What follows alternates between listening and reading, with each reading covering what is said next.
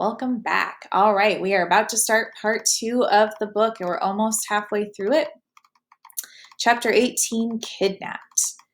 Taylor shook with fear in the back seat of the utility van. Oh, okay, so now we're going to follow Taylor's story. So I have a feeling that part 2 is going to be back in time. What happened to Taylor? All right. Taylor shook with fear in the back seat of the utility van. Her head still ached, as did her hands, which were strapped in front of her with plastic ties. She felt as if she'd been drugged, a leather strap crossed at her waist, holding her tightly to the seat, and her legs were bound at her ankles with leather shackles fastened to the floor. The van appeared to have been designed for this very purpose, transporting prisoners. On top of her fear, she felt carsick and wondered if she might throw up. It had all happened so fast. She had been at cheerleading practice for only a few minutes when she came down with an excruciating headache and had to sit down. After 10 minutes, Mrs. Shaw suggested she go home. That was when Taylor first noticed the scary-looking girl watching her from the gym door. At first, she went outside and sat on the concrete steps waiting for Michael, hoping the pain would go away. She noticed that the scary girl followed her at a distance. Then the pain got so severe that Taylor knew she couldn't wait any longer, so she began walking home.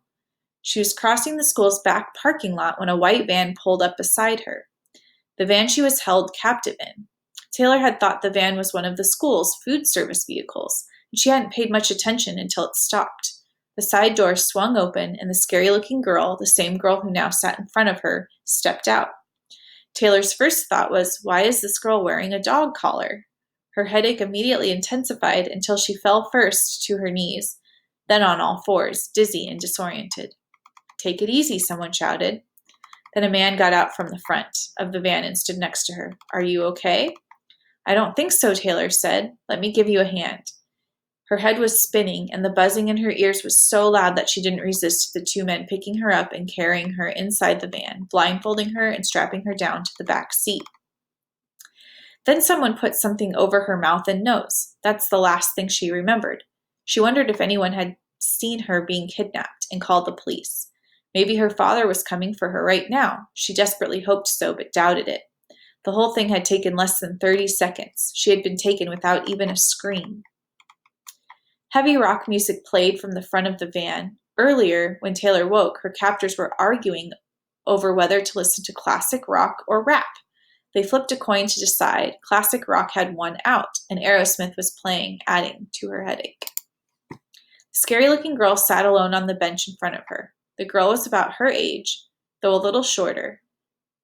She had short black spiky hair streaked with purple, black makeup, and she wore a black leather collar around her neck, studded with what looked like real diamonds. She had earbuds in both ears and a white cord running down her neck. For the last hour, Taylor had tried to reboot the driver, even though she knew it would likely result in crashing the van. A crash would at least draw outside attention, and she'd rather take chances with an accident than with these people. But her attempts to reboot him were only met with pain, a sharp prick in her temples. Taylor decided to ignore the pain and try rebooting again with all her might. She pressed the thought. The pain just grew. It was like sticking pins into her own head. She finally groaned out and stopped. The girl in front of her turned around and removed one of the buds from her ear. "I tell you to stop doing that, except it feels kind of good." "Doing what?" Taylor asked, her head still throbbing. "Whatever it is that you do to people's brains." Taylor looked at her. "How do you know what I'm doing?" "I can feel it, but you're wasting your time. It doesn't hurt me, and it won't get past me." "Who are you?" "Nichelle," she said. "I'd shake your hand, but—" She paused and smiled. "You're tied up." Her smile fell into a dark glare. "Actually, I wouldn't shake your hand anyway, and the better question is, what am I?" "What are you?" "I'm your worst nightmare. Just think of me as an electrical vampire, and girl, I could feed off you all day." The girl put the earbud back and turned around. Taylor had never before felt so helpless or afraid. She thought of Michael and his mother waiting for her. She thought of her parents. They probably hadn't noticed her absence yet, thinking that she'd gone with Michael and his mother. It wouldn't be until late that evening that they started worrying. Her mother would be a wreck, and her father would be following up on every resource available to a police officer. But by then she'd be long gone, maybe even out of the state. She wanted to be home with all of her heart. "Why does my head hurt?" That's me letting you know I'm here, she smiled. I can increase the pressure if you like. No, thank you. I thought you might say that. Nichelle turned completely around and looked into Taylor's eyes. The pain started increasing higher, then higher. Taylor shouted out, "Stop, please." The girl was enjoying herself. "Hurts, don't it?" Taylor's eyes filled with tears. "Yes." The pain stopped. "See? I'm what an electrician would call a ground wire. I just soak up all the lovely powers of yours until we can get you to where you're going." "Where are we going?" "You'll see. Don't want to ruin the surprise. Why do I feel so sick?" "Funny you should ask. The scientists at Elgin wondered that same thing. They think it's because your body has become so used to high levels of electricity that you don't feel normal without it. That's what makes me so darn annoying." "Elgin? Are we going to the Elgin Academy?" Taylor asked. "So you don't want to be surprised, huh?" "Okay then, we're going to the laboratory," she said, purposely drawing out the word like she was a mad scientist. Taylor couldn't tell if she was trying to sound comical or scary, but it didn't matter. Either way was scary. "What are you going to do to me?" "Same thing scientists always do with lab animals, poke and prod around, and when they're done, they'll dissect you like a frog in a middle school biology class." Pure fear passed through Taylor. "Why? I haven't done anything." Michelle shrugged. "Why not?" She leaned back. "You ask too many questions. They're hurting my ears." Like this. Suddenly, a painful, high-pitched squeal tore through Taylor's head. She started crying. "Stop it. Please stop it." "Say pretty please, with the cherry on top." Taylor sobbed, "With the cherry on top." Michelle smiled. "Good girl." The pain ceased.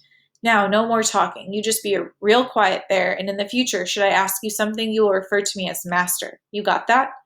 Taylor just looked at her. The girl's eyes narrowed. "I asked you a question." Taylor's head started filling with the noise. "Yes, Master." "Very good." Michelle gave Taylor a big grin, turned back around, replaced the earbud, and lay back. "I love the abductions," she muttered. "It's the only time I can do whatever I want without getting in trouble. It's been a long time since any fresh glows have been brought in." A voice up front said, "Knock it off, Nichelle." She pulled out an earbud. "You're no fun. It's boring back here. I could make her bark like a dog or do something really embarrassing." "Just leave her alone." She turned around and said to Taylor, "These old dudes have no sense of humor. By the way, you should have seen what I did to that boy you led us to, Vay. He had a lot of electricity in him, much more than usual. When I shut him down, I almost killed him. He's probably still in the hospital."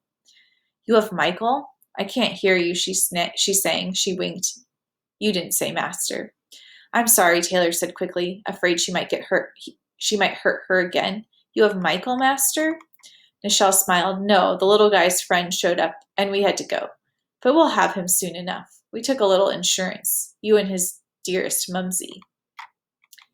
"You have Mrs. Vay, Master?" "Yes, we do." A sharp voice came from the front. "Nichelle, just shut up."